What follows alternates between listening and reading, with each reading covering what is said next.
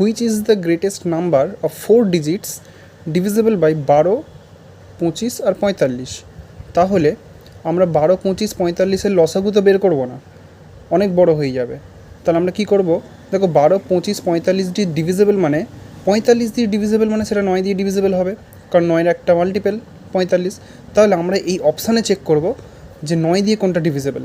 তাহলে দেখো 9 দিয়ে ডিভিজিবিলিটি রুল হচ্ছে ডিজিটগুলোকে যোগ করে সেটা যদি 9 দিয়ে ভাগ যায় তাহলে সেটা 9 দিয়ে ডিভিজিবল।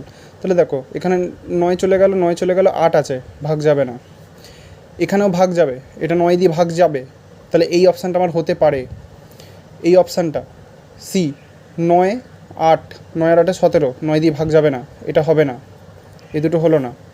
তাহলে এটা দেখো 9, এটাও 9, 18, এটা দিয়ে এটা হতে পারে। তাহলে এবার 9 দিয়ে তো মিলে গিয়ে এবার আমার দুটো অপশান পাচ্ছি।